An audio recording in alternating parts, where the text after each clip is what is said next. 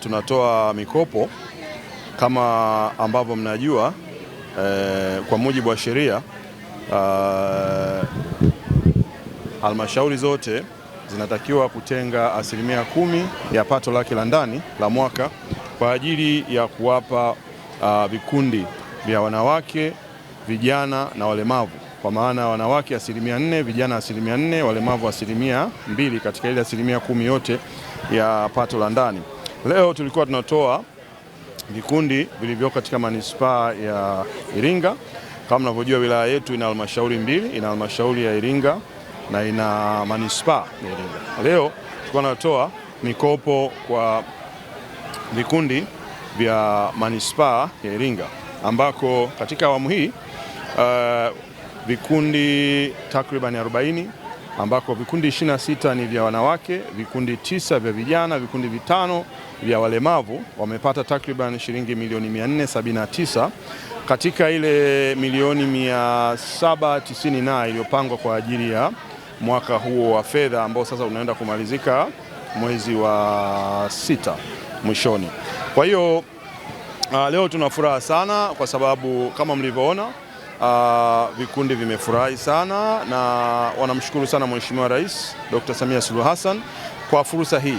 Lakini tumeweza pia kuwaambia kwamba pamoja na hayo, Mheshimiwa Dr. Samia Suluhu Hassan aliweka utaratibu wa kwamba pamoja na watu kupewa hii 10% ya makusanyo ya pato la ndani kwenye hizi halmashauri, lakini bado kuna maelekezo ya kwamba 30% ya bajeti nzima ya manunuzi kwenye hizi halmashauri wapewe vikundi ambao wamejiandikisha. Sasa kuna vikundi ambao wanajiandikisha wanapata fedha, lakini wengine wanakuwa kwenye waiting list ya kupata awamu inayofuata. Lakini wowote waliojisajili wanatakiwa sasa wajisajili katika mfumo wa manunuzi wa NeST, ili sasa waweze kuona fursa ya zinazotangazwa kwa maana ya ununuzi.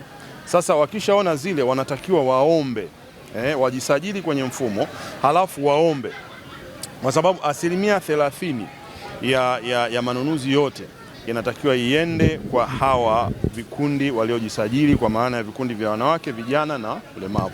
Kwa hiyo iwe ni kununua madawati, iwe ni kununua stationery, iwe ni kununua chochote, 30% lazima irudi kwa hivi vikundi. Na hiyo ni njia na dhamira ya dhati kabisa ya serikali kuwawezesha hawa ambao ni wajasiriamali wadogo wadogo, ambao lengo letu ni wapande kutoka kwenye level ya chini, wapande sasa kwenda kwenye level ya wajasiriamali wakubwa, alafu waingie kwenye mikopo mikubwa ya benki, alafu wapande zaidi na wawe walipa kodi wazuri, na serikali izidi kupata mapato na maendeleo yazidi kurudi zaidi kwa wananchi. Kwa hiyo tunamshukuru sana Mheshimiwa Rais kwa kutengeneza mfumo huo mzuri, na nichukue fursa hii kuwaambia wote waliojisajili kwenye vikundi hivi vidogo vidogo vya wajasiriamali, vya wanawake, vijana na walemavu, kuna fursa hiyo.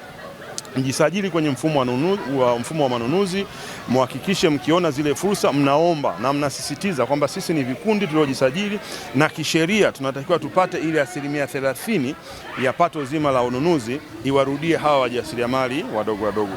Leo tulikuwa tuna hafla ya utoaji wa mikopo kwa makundi ya wanawake, vijana na watu wenye ulemavu ambao wanapatikana katika manispaa yetu ya Iringa, na kwa leo jumla ya milioni 479 tumeweza kuzitoa kwa makundi haya matatu, tukiwa na makundi 5 ya watu wenye ulemavu. Tuna mlemavu wa viungo, wa kusikia, wa kuona, wapo ambao wamejitokeza katika mikopo hii, lakini pia tuna vijana wa kike na wa kiume wamehamasika, na pia wanawake, na kwa ujumla katika vikundi ambavyo leo tumeweza kuwakopesha, wanaenda kushiriki kwenye shughuli mbalimbali zikiwemo za uanzishaji wa vikundi vidogo ambavyo ni viwanda. Kuna vijana ambao wanaenda kuanzisha utengenezaji wa gypsum, lakini pia wanaenda kufanya mambo ya useremala. Kukopa awamu sasa hivi ndogo, lakini baadaye wanavyokuwa wanaweza kukopesheka zaidi.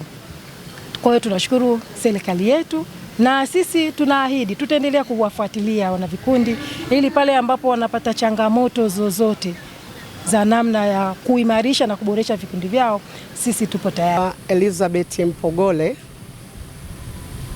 mkazi wa manispaa Iringa mjini. Mikopo ambayo leo tutakabidhiwa hundi kwa ajili ya kutusaidia wajasiriamali wadogo wadogo inatusaidia katika kupandisha mitaji yetu,